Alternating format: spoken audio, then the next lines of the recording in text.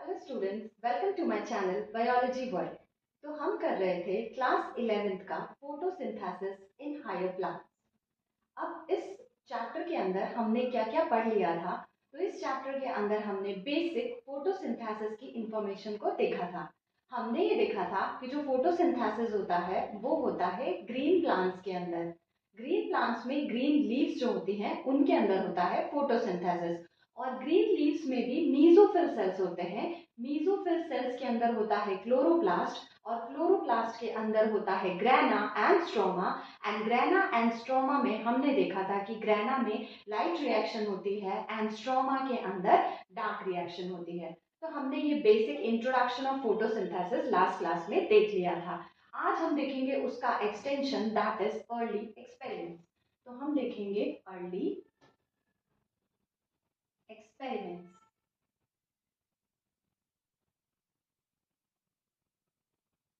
Okay, तो ये थोड़ा सा अंडरस्टैंड करने वाली बात है कि हमें आज पता है कि बेसिकली जो फोटोसिंथेसिस होता है उसमें होता क्या है। तो फोटोसिंथेसिस में हम कार्बन डाइऑक्साइड वाटर मॉलिक्यूल को ऐड करते हैं in the presence of chlorophyll and sunlight. तो हमें मिल जाता है ग्लूकोज एंड हमें मिलता है एक by product, that is oxygen and water molecule. तो ये बेसिक जो फोटोसिंथेसिस की इक्वेशन है ये आज हमें पता है। बट ये हमें कैसे पता है, इसके लिए बहुत सारे साइंटिस्ट ने बहुत सारी छोटी छोटी रिसर्चेस की, और सारी छोटी रिसर्चेस को जोड़ के हमें ये फोटोसिंथेसिस की इक्वेशन मिली है। तो सबसे पहले तो हम देखते हैं कि अर्ली एक्सपेरिमेंट्स में हमें एनसीईआरटी के हिसाब से किन किन साइंटिस्ट का नाम और उनका जो भी वर्क था उसे याद रखना है। तो सबसे पहले साइंटिस्ट हैं जोसेफ प्रेस्ली।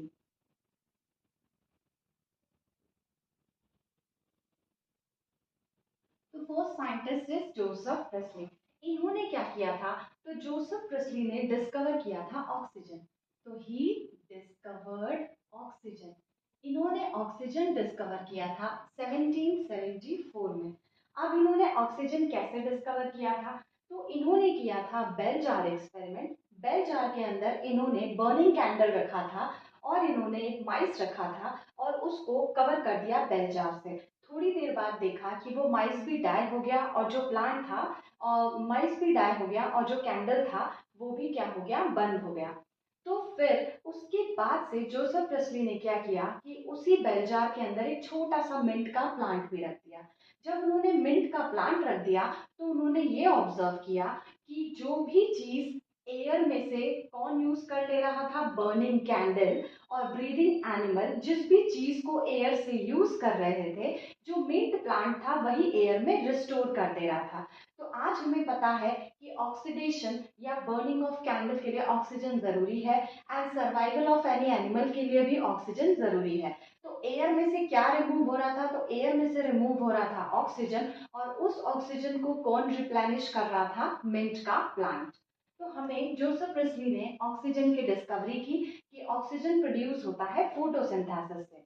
दूसरा, जोसेफ प्रेस्ली ने हमें ये भी बताया कि whatever burning candle and breathing animal removes from air is restored by plant।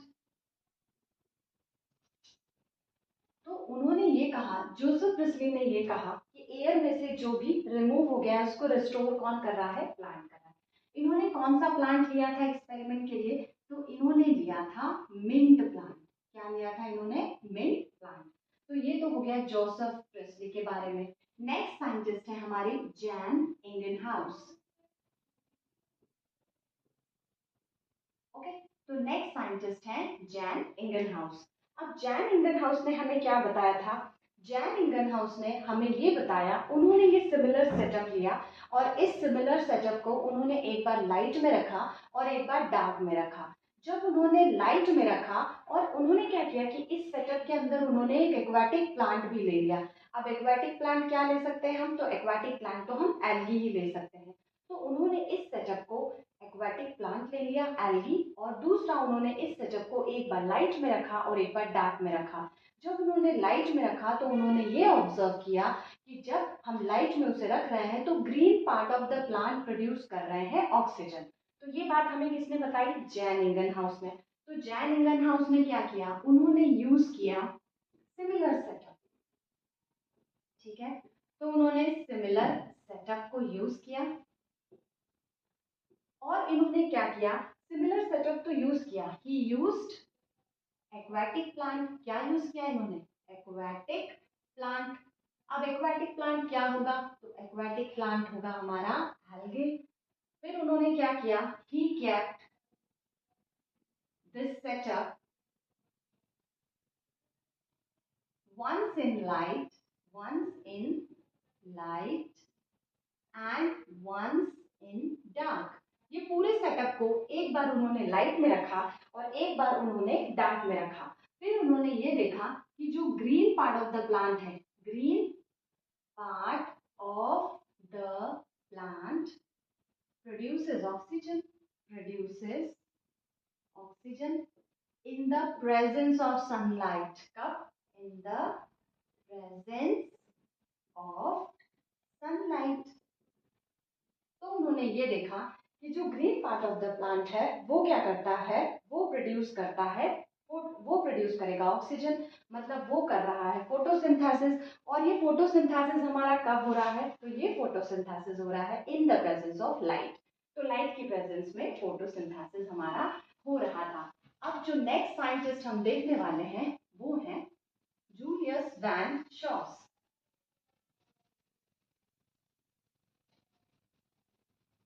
Okay, so we'll move to the next scientist। तो हम नेक्स्ट देखेंगे जूलियस। ओके, जूलियस वॉन शेस। जूलियस वॉन शेस ने क्या बताया, तो ही प्रोवाइडेड अस एविडेंस। तो इन्होंने क्या दिया था, he provided us evidence of glucose production.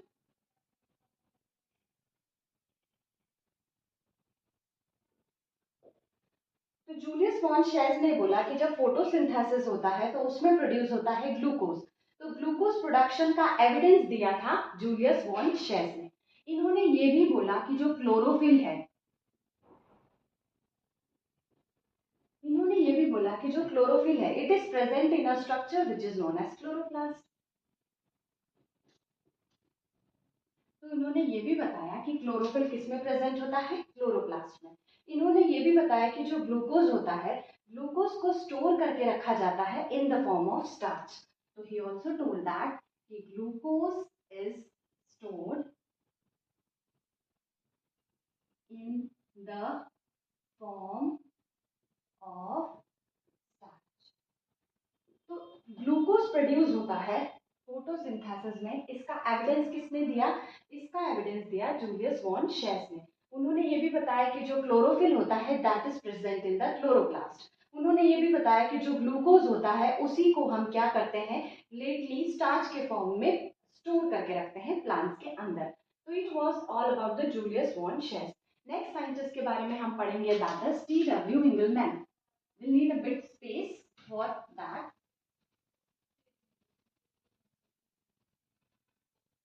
Okay, अब हम देखेंगे कि टी डब्ल्यू इंगलमैन ने क्या किया था।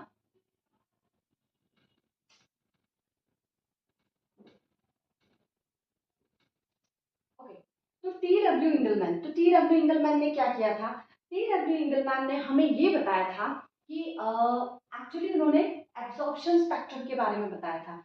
तो इन्होंने क्या किया कि इन्होंने एक व्हाइट लाइट ली। ठीक है, इन्होंने क्या ली, व्हाइट लाइट। अब इस व्हाइट लाइट को इन्होंने क्या किया कि he passed this white light from the prism.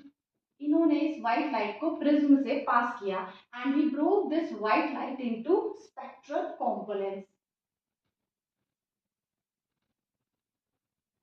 We know that this spectral component is Vibgyor।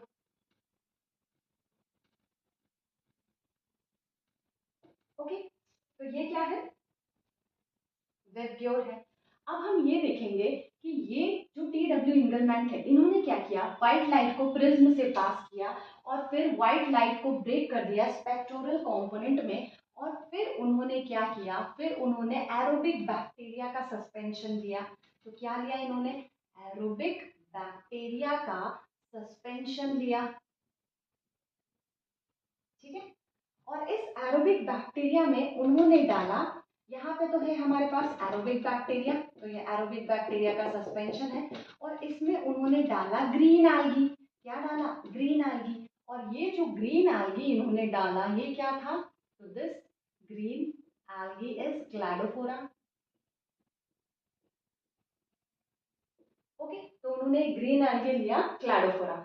Now जब उन्होंने ये स्पेक्ट्रल कंपोनेंट की लाइट को इसके ऊपर, ये जो हमारा ग्रीन एल्गे है उसके ऊपर पास किया, तो उन्होंने ये देखा कि जो एरोबिक बैक्टीरिया थे, अब जो एरोबिक बैक्टीरिया है वो क्या करेंगे, they will use oxygen for their life cycle. तो उन्होंने ये देखा कि एरोबिक बैक्टीरिया मेनली कहाँ पे एक्यूमुलेट हो रहे थे, तो वो एक्यूमुलेट हो रहे थे रेड रीजन पे और एक्यूमुलेट हो रहे थे ब्लू वाले रीजन पे। तो उन्होंने ये देखा कि जहां जहां पे ब्लू लाइट थी और जहां जहां पे रेड लाइट थी, वहां पे उन्होंने ये देखा कि एरोबिक बैक्टीरिया वहां पे ज्यादा एक्यूमुलेट हो रहे हैं। अब जो क्लेडोफोरा है, they are the green algae. Green algae है तो वो फोटोसिंथेसिस करेंगे, अगर फोटोसिंथेसिस करेंगे तो ऑक्सीजन का इवोल्यूशन होगा, और ऑक्सीजन का इवोल्यूशन होगा तो वहां पे एरोबिक बैक्टीरिया आ जाएंगे। तो हमने ये देखा कि एरोबिक बैक्टीरिया को क्यों यूज किया गया, तो एरोबिक बैक्टीरिया को इसलिए यूज किया गया ताकि हम ऑक्सीजन इवोल्यूशन की साइट को डिटेक्ट कर सकें। तो aerobic bacteria was used to detect the oxygen evolution. दूसरी बात यह है कि जो हमारे एरोबिक बैक्टीरिया थे वो हमें कहाँ पे देखने को मिले, तो aerobic bacterias were accumulated mainly in, कहाँ पे मिल रहे थे, mainly in red and blue region, red and blue region of spectrum. तो हम देखेंगे कि जो हमारे एरोबिक बैक्टीरिया है मेनली वो कहाँ एक्यूमुलेट हो रहे थे, red and blue region of spectrum. तो जो टी डब्ल्यू इंगलमैन थे वो ये कहना चाह रहे थे कि फोटोसिंथेसिस के लिए जो हमारा विजिबल वेवलेंथ होता है उसमें ब्लू और रेड रीजन की लाइट पे ज्यादा फोटोसिंथेसिस होता है। नेक्स्ट साइंटिस्ट की जो बात करेंगे हम, दैट इज कॉर्नेलियस वैन नील। ठीक है, तो नेक्स्ट साइंटिस्ट कॉर्नेलियस वैन नील। अब इन्होंने क्या किया था, कॉर्नेलियस वैन नील ने क्या किया था, तो उन्होंने एक्सपेरिमेंट किया था purple and green, purple and green sulphur bacteria पे। ठीक है, तो इन्होंने एक्सपेरिमेंट किया था purple and green sulphur bacteria पे। इन्होंने हमें ये बताया कि जो फोटोसिंथेसिस होता है, ठीक है, फोटोसिंथेसिस क्या है, लाइट डिपेंडेंट प्रोसेस है। It is a light dependent process, मतलब ये लाइट से चलती है। तो फोटोसिंथेसिस क्या है, it is a light dependent process. इसमें क्या किया जाता है, इन विच हाइड्रोजन डोनर, इसमें क्या होता है, एक हाइड्रोजन डोनर चाहिए, in which hydrogen donor is used, इसमें हाइड्रोजन डोनर यूज किया जाएगा, और carbon dioxide is reduced to carbohydrate and hydrogen donor is oxidised. ठीक है, तो कॉर्नेलियस वैन नील ने क्या किया, purple and green sulphur bacteria पे एक्सपेरिमेंट किया, और फिर उन्होंने ये बताया कि जो फोटोसिंथेसिस होता है वो एक लाइट डिपेंडेंट रिएक्शन है, मतलब लाइट की जरूरत है उसे करने के लिए, और इसके लिए हमें चाहिए होता है एक हाइड्रोजन डोनर। तो जो भी फोटोसिंथेसिस करेगा उसे चाहिए एक हाइड्रोजन डोनर। हाइड्रोजन डोनर क्यों चाहिए? क्योंकि हमें कार्बन डाइऑक्साइड को रिड्यूस करके क्या बनाना है? कार्बोहाइड्रेट या ग्लूकोज बनाना है। और जो हम हम जो हाइड्रोजन डोनर लेंगे वो हाइड्रोजन डोनर क्या हो जाएगा? ऑक्सीडाइज हो जाएगा। तो हमने ये देखा, कॉर्नेलियस मैन ने एक्सपेरिमेंट किया तो उन्होंने ये देखा कि जो वाटर होता है वो हम यूज करते हैं एज अ हाइड्रोजन डोनर। किसके अंदर? ग्रीन प्लांट्स के अंदर। तो जब ग्रीन प्लांट्स के अंदर फोटोसिंथेसिस होता है तो वहां पे हम हाइड्रोजन डोनर किसको यूज करते हैं? वाटर को। और वाटर क्या हो जाता है? वाटर ऑक्सीडाइज हो जाता है। वाटर ऑक्सीडाइज्ड होके क्या बन जाता है? ऑक्सीजन बन जाता है। ठीक है। फिर हमने देखा कि जो purple and green sulphur bacteria है, ठीक है, purple and green sulphur bacteria है, इसके अंदर हमने देखा कि इसके अंदर H2S को हम हाइड्रोजन डोनर यूज करते हैं। और H2S जब ऑक्सीडाइज हो जाता है तो हमें सल्फर या हमें सल्फेट मिलता है। तो हमें क्या मिलेगा? वी विल गेट सल्फर और सल्फेट। ठीक है। कॉर्नेलियस वैन नील ने यह भी बताया कि जो ऑक्सीजन रिलीज होता है, oxygen is evolved from water. इन्होंने ये भी बताया कि oxygen is evolve from water. Photosynthesis में जो बाय प्रोडक्ट ऑक्सीजन मिलता है that is evolve from water and not from carbon dioxide. तो oxygen is evolve from water and not from carbon dioxide. मतलब कार्बन डाइऑक्साइड से वो evolve नहीं हो रहा है, वो किससे निकल रहा है? वाटर से निकल रहा है। तो ये हमें किसने बताया? कॉर्नेलियस वैन नील ने बताया। कल की क्लास में हम स्टार्ट करेंगे process of photosynthesis. Thank you so much.